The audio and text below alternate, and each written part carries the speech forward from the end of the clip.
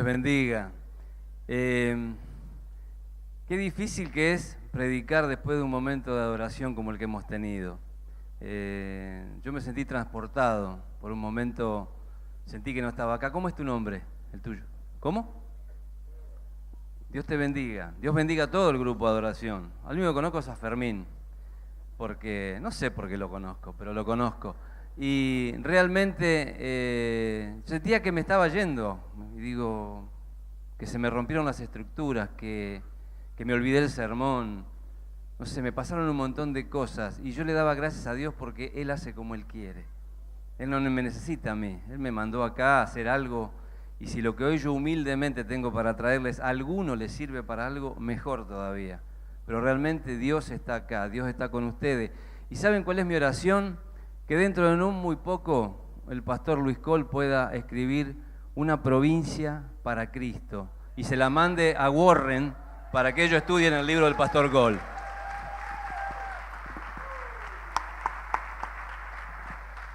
Porque yo creo que el perfil de esta iglesia lo tiene. Tiene un perfil, acá hay mucho de Dios. Yo cada vez que vengo, nosotros venimos muy seguido, le doy gracias a Dios porque me da esa oportunidad. Así yo esté allí entre medio, yo me voy enfervorizado, me voy de acá de Misiones con ganas de volver. No llegamos todavía, ya Mónica me estaba diciendo, y tenemos que venir más seguido. Yo creo que vinimos, en los últimos 3 meses, hemos venido 3 veces, o 4, desde octubre o noviembre hasta fecha, y nos hace mucho bien. Así que les agradecemos, traemos los saludos de la iglesia de Bécar, siempre están en nuestro corazón por la afinidad que nos une a sus pastores, pero por el amor que ustedes nos dispensan. Nosotros nos sentimos muy amados y yo realmente les amo, esto es recíproco. Dice la palabra, amarás a tu prójimo como a ti mismo. Yo a muchos no los conozco, pero los amo igual. Y me siento amado por ustedes desde el momento que me reciben aquí. Bueno, dicho todo esto, yo creo que me van a querer un poquito más. Yo quiero que busquen su Biblia, el libro de Primera de Samuel. Vamos a leer allí en el capítulo 17, una historia que todos conocen. Es la historia de David y de Goliat. Es una historia que yo era chiquito, porque alguna vez fui chiquito, o sea, no nací así de grande, fui chico alguna vez. De hecho, yo ya lo conté en otras oportunidades. Vuestro pastor fue mi pastor de mi infancia.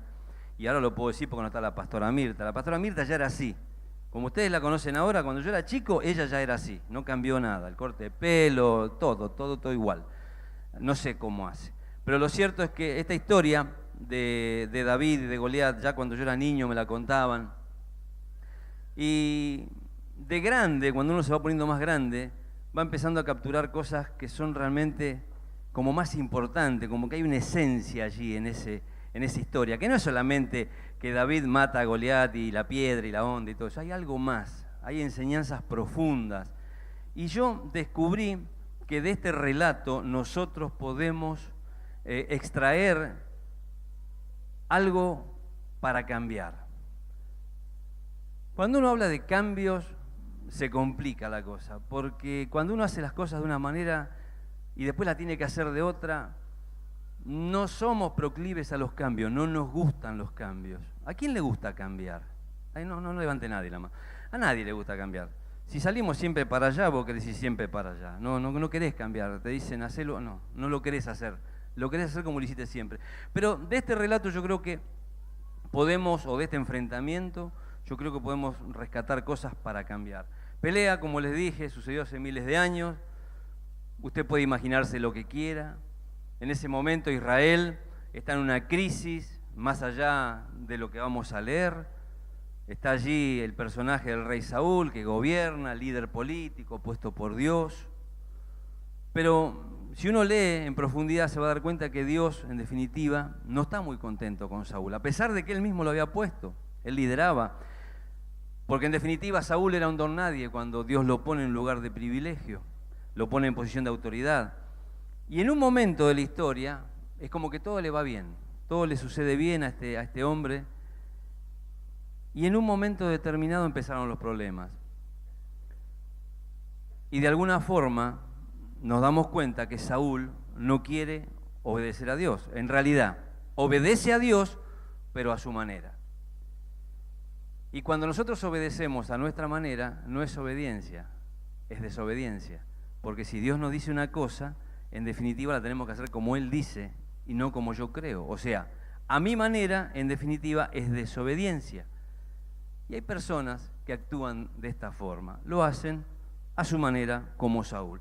Dios le decía cosas, pero Saúl no las cumplía. Él estaba más preocupado en lo que la gente iba a pensar de él y hacía lo que le parecía. Y en este contexto hay una lucha permanente entre los filisteos y los israelitas.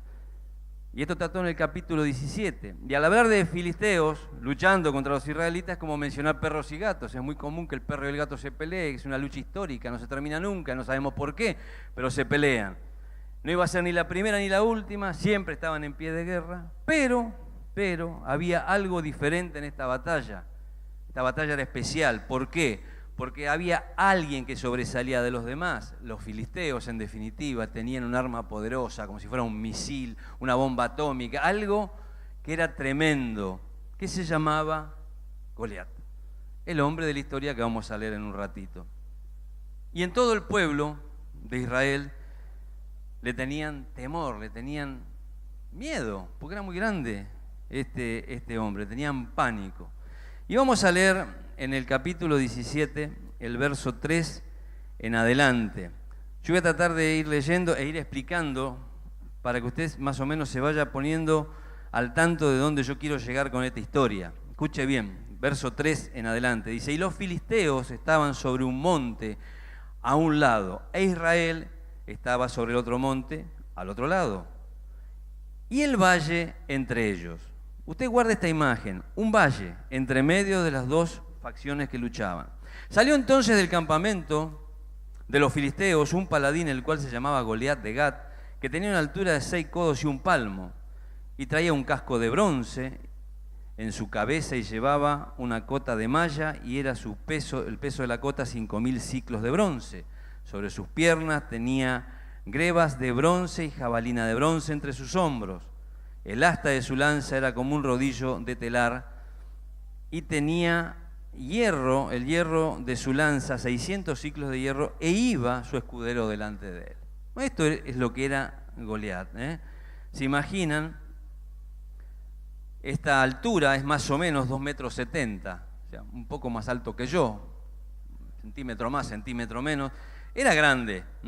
Goliat realmente era un gigante. Ahí sigue describiendo, como leíamos, la armadura, cuánto pesaba, para mostrar la fuerza casi superhumana que tenía este varón. Y los israelitas y cualquiera de nosotros, yo creo que se sentirían con mucho miedo de ver un tipo semejante. Vos imaginate que te lo cruzás por acá en la avenida y te cruza el auto y se entra a bajar un tipo que mide 2,70 metros y no termina de salir nunca. ¿Qué haces? ¿Cuál es tu problema? No, ninguno, le vas a decir. Era simplemente para ver si era un primo mío que iba. Bueno, así era este tipo, y dice que de alguna forma metía tanto miedo que salía del lado donde estaban los filisteos y le gritaba a los israelitas, les gritaba. Y entre ellos, como dice, el valle, ese valle de la decisión, allí donde se gestaba la lucha, donde la cosa se cocinaba, donde, en definitiva, esta historia se va a dar cita. Y yo creo que en nuestra vida nosotros todos tenemos un valle de la decisión. Y yo me imagino como si, no se rían, yo fuera Goliat, acá está el valle y allí están los israelitas. Acá hay algo, acá se va a gestar la lucha entre ustedes y yo, que no soy yo, sino que es Goliat. Y dice el verso 8, escuche bien, dice, y se paró y dio voces a los escuadrones de Israel diciéndoles, ¿para qué os habéis puesto en orden de batalla? ¿Soy yo el filisteo y vosotros los siervos de Saúl? Escoged entre vosotros un hombre que venga contra mí, y si él pudiere pelear conmigo y me venciere, nosotros seremos vuestros siervos, y si yo pudiere más que él y lo venciere, vosotros seréis nuestros siervos y nos serviréis. Y añadió el filisteo, hoy yo he desafiado el campamento de Israel, dame un hombre que pelee conmigo. Oyendo Saúl y todos los de Israel estas palabras del filisteo, se turbaron y tuvieron gran miedo. Todos los días, como un relojito, salía este gigante y les decía lo mismo, y se burlaba de los israelitas. Y yo pensaba, quizá como eso que te pasa a vos, como eso que nos pasa a diario, ese problema que no te deja en paz, que te tiene preocupado, eso que te recuerda que todos los días tenés una situación que resolver y está allá y te atormenta permanentemente. Y yo estoy seguro que los filisteos harían bromas, porque en definitiva era cuestión de tiempo alcanzar esa victoria. Y quizá ni siquiera tendrían que pelear, porque los israelitas tenían tanto miedo que estaba la posibilidad de que se rindiesen y que ni siquiera tuvieran que pelear. Este gigante le metía presión, temor y los anulaba como personas. Eran un ejército y le tenían miedo a uno. Los gigantes a veces son como los perros, que cuando te acercás demasiado te gruñen y te meten miedo, no importa la estatura que tenga el perro. Si un perro chiquito te gruñó, pues ya le tenés miedo, porque si te va a morder. Yo me pregunto, ¿cómo se llama tu gigante? ¿Qué es lo que te atormenta en este tiempo? ¿Y saben una cosa? Los gigantes se gozan cuando ven a otro temblar. Y todos tenemos gigantes que salen de algún lugar inesperado y que infunden miedo a nuestro corazón.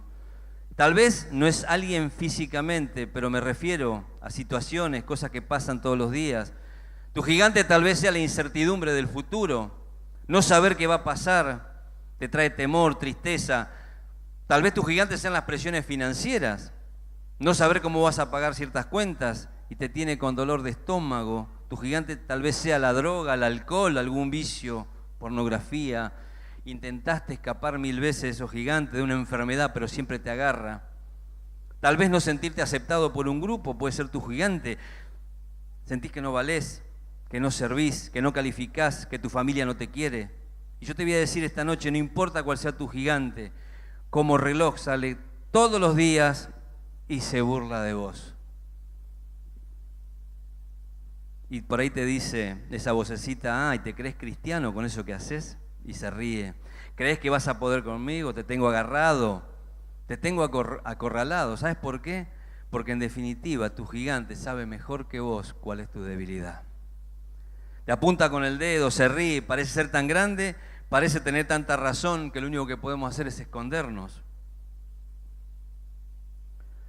Escondernos detrás de actividades, de mucho trabajo.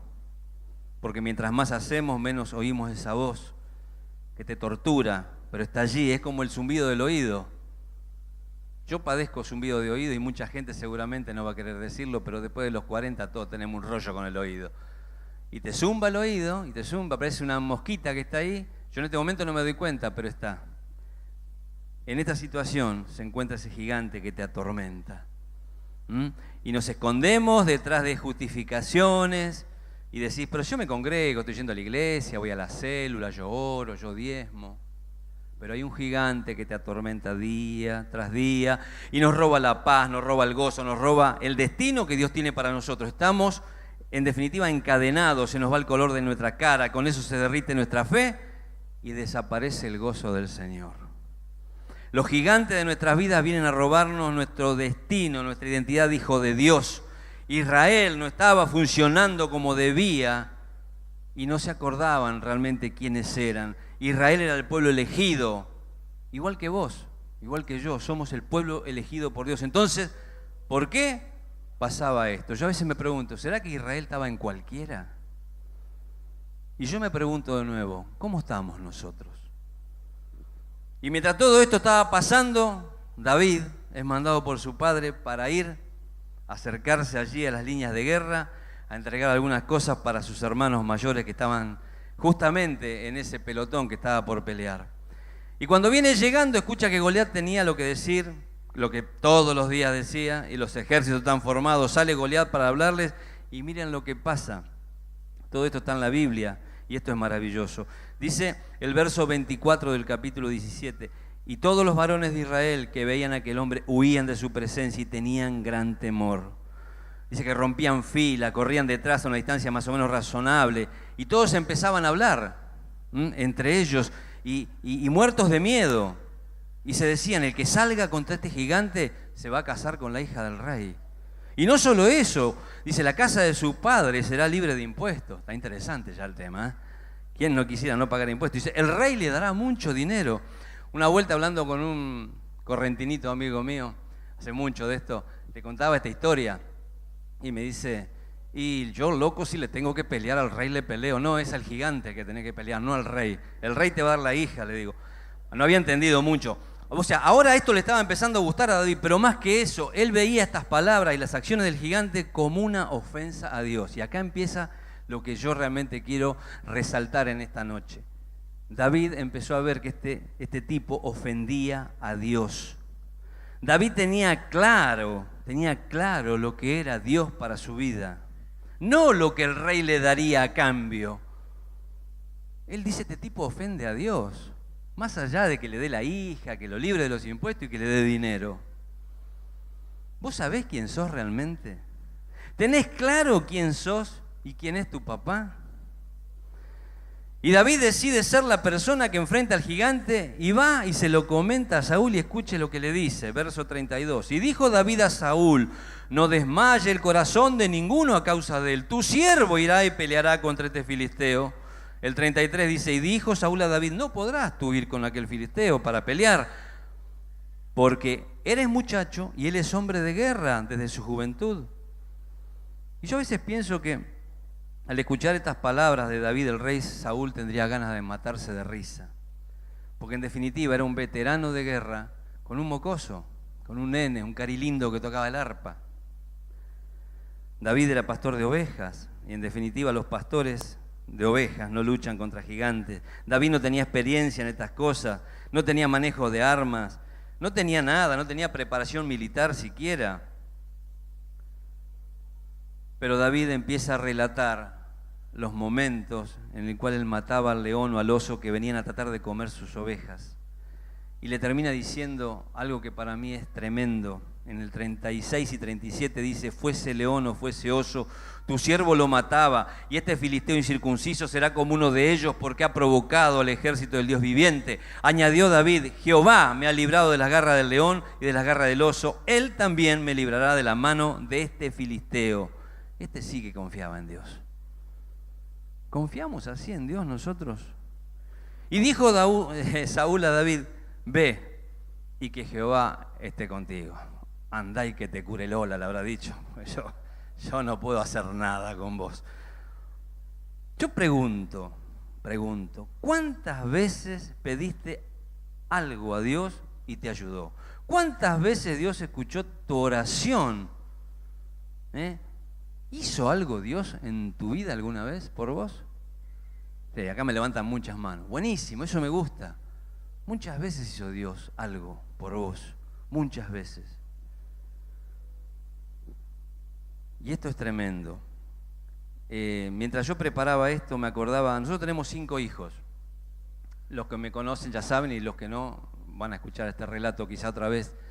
De nuestros 5 hijos, nosotros tuvimos 4 en situación de riesgo. Por alguna u otra razón, casi se murieron. Y es muy duro entender que tu hijo se puede morir. Si a alguno le pasó, me va a entender. Y entregárselo y decir, Señor, mirá, vos me lo diste, llévatelo, y gracias porque lo tuve 2 meses, 1 mes. Tommy, me acuerdo que fue el más tremendo, tenía 1 mes y se moría. Es difícil tomar esa decisión. Pero cuando uno llega a esa instancia, tiene un concepto de lo que Dios es en la vida de cada uno de nosotros, que después de eso es como que, ¿qué te puede hacer daño después de esa situación? Que llegaste al extremo de casi perder un hijo y pedírselo a Dios y que Dios lo retenga. Es tremendo. Me acuerdo de Gemima, la más chiquita. Le agarró una peritonitis tremenda acá y se moría, y me acuerdo que el cirujano cuando entraba al quirófano le dijo a Mónica, anda, despedite de tu hija.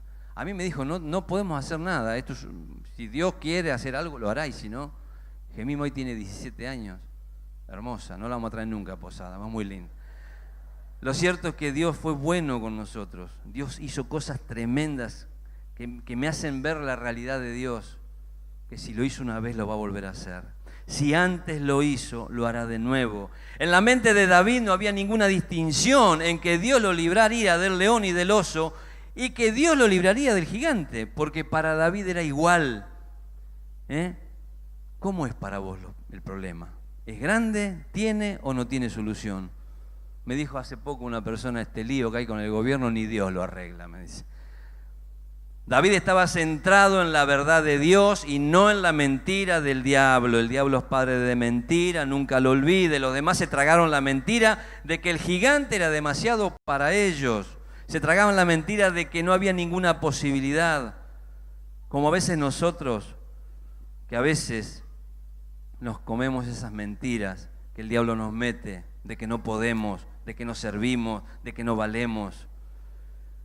Y eran cosas que no estaban fundamentadas en la verdad, y ellos estaban corridos de la verdad de Dios y dudaban. La lógica de David era, si Dios me libró del león y del oso, y si para Dios no hay nada imposible, me puede librar de este gigante. Y esta lógica es la que tenemos que usar nosotros también. Es la lógica que tenemos que utilizar nosotros, o la que deberíamos. Si Dios lo hizo una vez, lo puede volver a hacer. Si Dios te sacó una vez, lo va a volver a hacer. Solo créele. ¿Saben una cosa? Conozco una persona que Dios lo curó de un cáncer, pero no puede creer que Dios le puede resolver su situación económica. ¿Se entiende? No hay relación. Un cáncer galopante que lo tuvo prisionero 2 años o 3, y no puede terminar de creer que Dios puede suplir su cuestión económica. Si Dios lo hizo una vez, lo va a volver a hacer. David recordaba, meditaba en las cosas que Dios había hecho, pero no se quedaba en el pasado, sino que permitía que esos recuerdos inundaran fe en su corazón. Si Dios es con nosotros, ¿quién contra nosotros? Lo repetimos como loros, pero a veces tenemos temor. ¿Qué pasaba? Ahora acá le vamos a pegar un palazo a Saúl. ¿Por qué Saúl no se acordaba de las cosas que Dios había hecho? Después de todo, Saúl era el líder, era el que gobernaba, el que debía ir al frente, el que debía dar el ejemplo. No solo eso, también Saúl había experimentado victorias de guerra. ¿Y por qué infunde fe en David el recordar que Dios hizo y no parece hacer nada en Saúl? Puesto que la Biblia nos indica intencionalmente que Saúl era uno de los que estaban asustados. ¿No había fe en Saúl? Y yo creo que la clave está acá. David declaró que las derrotas de los leones y de los osos eran gracias a Dios, pero Saúl atribuía sus victorias a sí mismo o a otros. A veces tenemos la tendencia de no darle la gloria a Dios en todo lo que emprendemos. Cuando todo anda bien en nuestra vida, recordemos que es gracias a Dios, que no es nuestro mérito. Siempre recordá a quién le debes todo, que es a Dios. Y escuche bien, lo que sucede es que como David sabía que Dios era el que había entregado esas victorias menores, sus ojos seguían puestos en Él para las victorias grandes. Dios debe ser tu Dios para lo poco y para lo mucho también. David iba de confianza pasada a confianza futura, y así de poder en poder. Saúl se veía a sí mismo como causante de las victorias, sus ojos permanecían allí, pero él sabía que él no podía hacer nada, que esto lo superaba. A veces yo pienso, ¿seremos nosotros así? ¿Nos veremos derrotados antes de empezar? Él iba de recuerdo pasado a temor presente. A veces pensamos que ese problema que tenés ni Dios lo puede resolver. Y vuelvo a repetirte, ojo con las mentiras del diablo. En realidad, Saúl estaba enfrentado a otra clase de gigante, uno que estaba en su corazón que se llama temor. Temor. Su imaginación tenía películas en su mente de lo que iba a suceder. ¿Y saben qué veía Saúl? Saúl veía derrota. Saúl ya estaba derrotado, veía al gigante y él veía que no podía. Y solo veía derrota. ¿Cuántos temores tenés en tu corazón? ¿Hay temor en tu corazón? En definitiva, no importaba si la batalla en sí había comenzado o no. Saúl ya estaba derrotado. Ahora prepárese, prepárese para lo que viene. Porque al ir a la batalla, Dios nos entrega lo que necesitamos para hacerle frente a nuestro enemigo. Y dice la Biblia, por lo demás, hermanos míos, fortaleceos en el Señor en el poder de su fuerza. Efesios 6:10. No es con tu fuerza, es con la fuerza de Dios. ¿Entiende? ¿Usted qué ve? ¿Ve el problema y nada más? ¿Ve al gigante y nada más? ¿O ve la grandeza de Dios? ¿Qué vemos en realidad cuando nos enfrentamos a situaciones que nos superan? ¿Saben una cosa? Nosotros como buenos latinos tenemos la tendencia de comparar cosas. Comparamos todo. Comparamos casas, autos, computadoras, celulares, trabajo. Comparamos economías regionales con las de otro país. Comparamos todo. Comparamos jugadores de fútbol. Comparamos nuestro pasado con nuestra experiencia, con nuestra fuerza o debilidad. Comparamos los problemas con los problemas de otro. Comparamos todo. Pero lo peor es que comparamos nuestro problema con la persona más real del universo, que es Dios. Creemos que Dios es como yo. Creemos que Dios va a resolver las cosas como yo las resolvería. Le queremos dar una mano a Dios. Tenés que recordar que Dios es Dios y Dios nunca va a actuar como vos actuás. ¿Y saben qué? Yo creo que acá estamos llegando a dos conclusiones. Que mi gigante es demasiado grande para Dios o Dios es demasiado grande para mi gigante. ¿Estamos llegando a la conclusión que no hay mucha esperanza para nosotros o estamos llegando a la conclusión que nuestro gigante realmente no es un gigante? Dios es mucho más grande. Ahora, ¿cómo trabajar esta ambigüedad en nuestro corazón? Y saben que es muy simple. Primero, medita en su palabra, lee la Biblia. La palabra de Dios está repleta de pasajes que indican la grandeza de Dios, de poder, y está llena de cosas que Él ha hecho por el hombre desde la eternidad. Medita en su grandeza, medita en el hecho que abrió el Mar Rojo para los israelitas, medita en el hecho que suplió para las necesidades de ellos, medita que estaban en el desierto y que los sacó y qué cosas maravillosas hizo con nuestros antepasados. Medita en lo que hizo por vos. Medita en que te puede sacar de cosas mayores, trae a la memoria las cosas como recién levantaban las manos, cosas que hizo por usted. Te reconciliaste con tu familia, te recibiste, tuviste un hijo, te compraste una casa. Esta chica que contaba lo de la moto es tremendo, me encantó eso que hizo el Señor. Son cosas que no te podés olvidar nunca más. Te curó una enfermedad. Recordá cuando Él te tocó, cuando Él suplió para tu necesidad, cuando te trajo paz en momentos difíciles, cuando te llenó de gozo. Recordá los días más felices que viviste. Esos, en definitiva, son tus osos y tus leones. Y los entregó en tus manos. Y si el Señor los entregó en tus manos, no tengas temor de lo que va a venir. Pronto vas a ver cómo la fe empieza a surgir dentro tuyo y cómo todo cambia de perspectiva. Pronto vas a ver que esa fe empieza a crecer. Y escuche bien, dice que David se prepara para enfrentar a Goliat, toma 5 piedras lisas del arroyo, porque se va a enfrentar al enemigo con una onda. Tremendo, ¿eh? Una gomera. Yo le decía gomera cuando era chico. Este veterano de guerra mira que alguien se acerca y se da cuenta que solo un joven que viene con una gomera y se enoja mucho. Y miren lo que dice el verso 43. Y dijo el filisteo a David: soy perro para que vengas contra mí con palos. Y maldijo a David por sus dioses. Dijo luego el filisteo a David: ven a mí y daré tu carne a las aves del cielo y a las bestias del campo.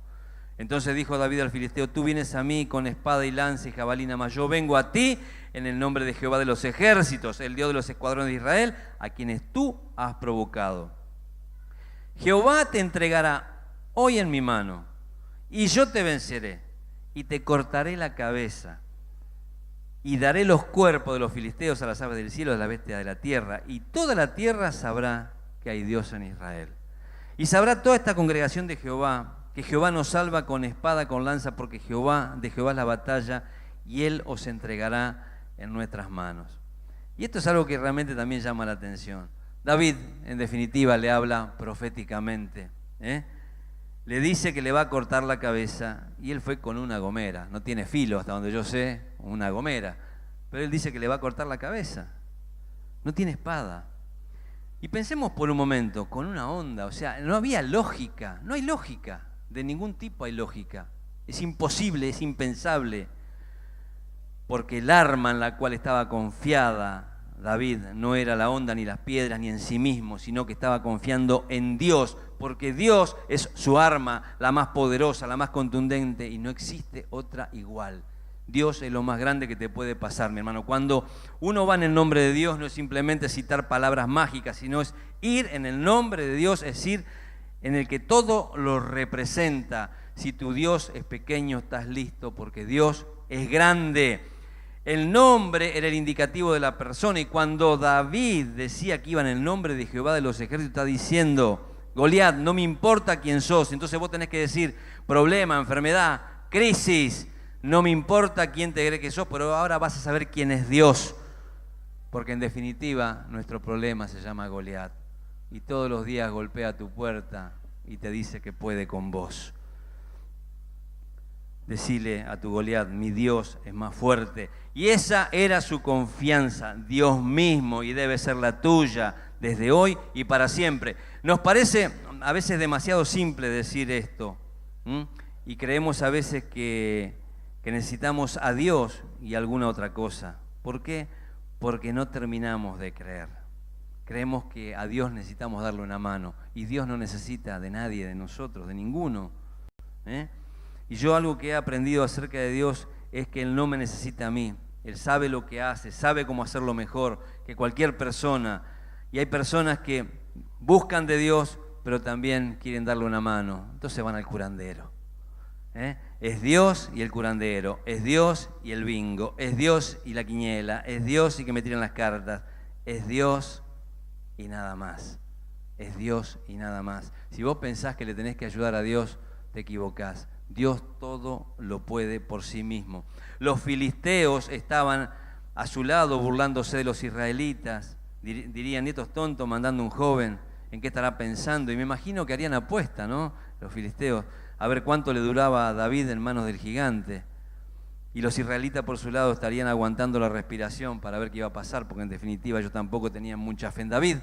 Pero llega el momento de la verdad, y escuche lo que dice la Biblia. El verso 48 dice: aconteció que cuando el filisteo se levantó y echó a andar para ir al encuentro de David, David se dio prisa y corrió la línea de batalla contra el filisteo. Metiendo David su mano en la bolsa, tomó de allí una piedra, la tiró con la honda, hirió al filisteo en la frente. La piedra quedó clavada en la frente, cayó sobre su rostro en tierra. Así venció David al filisteo con honda y piedra, e hirió al filistea y lo mató sin tener David espada en mano.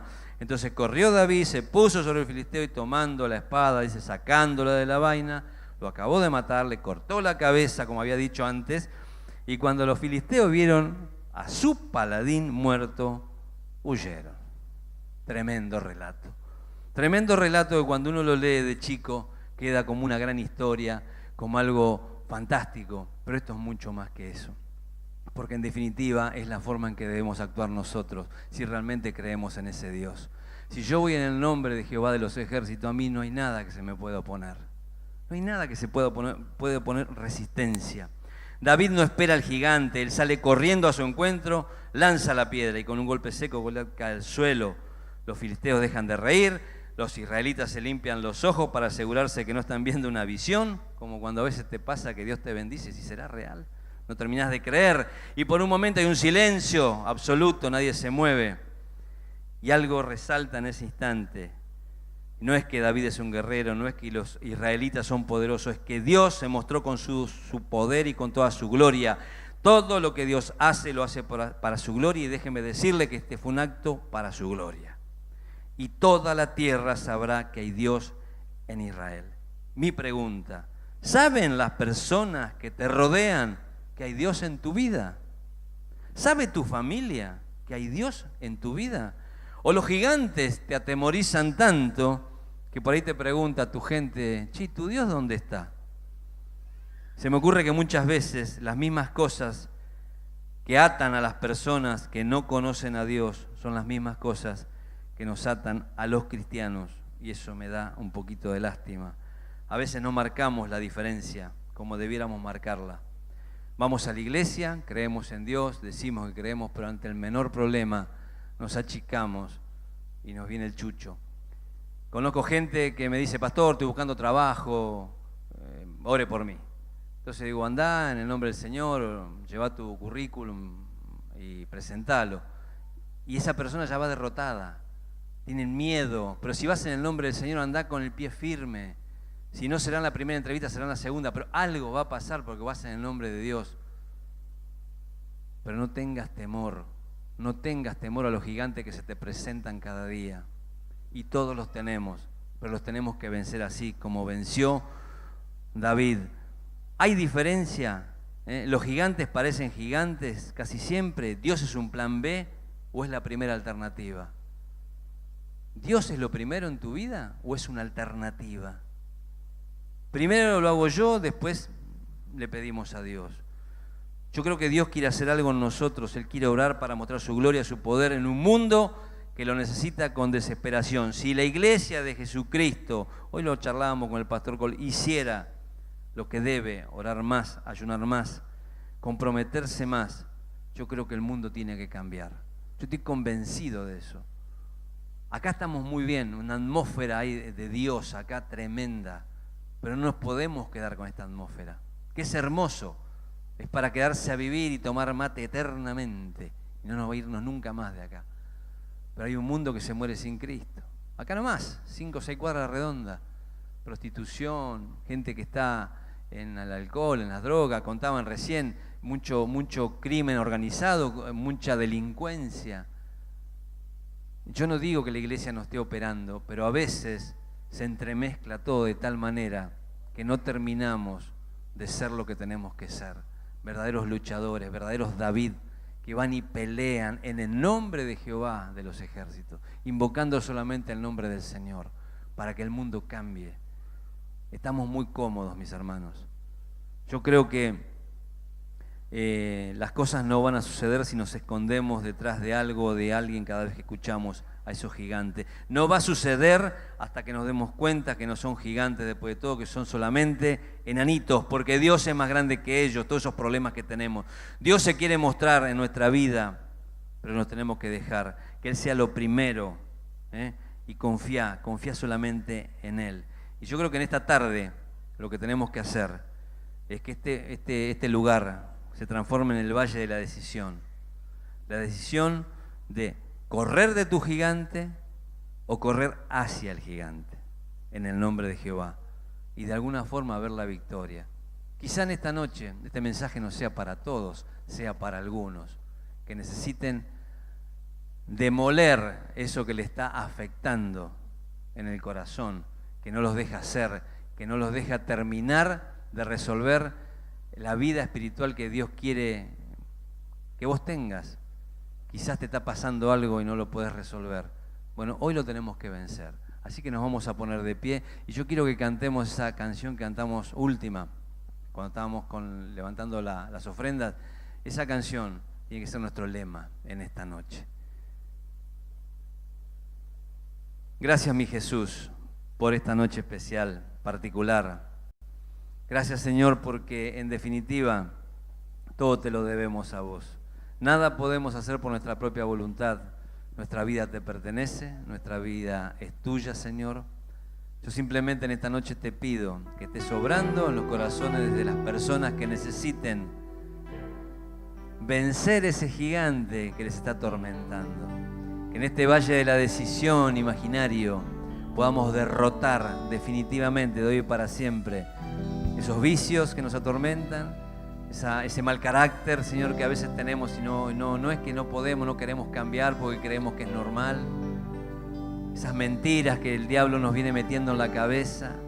Padre, que esta sea una noche de victoria, que podamos venir corriendo y vencerle de hoy y de una vez y para siempre. Papá, obra vos. Lo que tenía que decir ya lo dije. Sé vos en esta noche, Padre, en el nombre de Jesús. Amén y amén.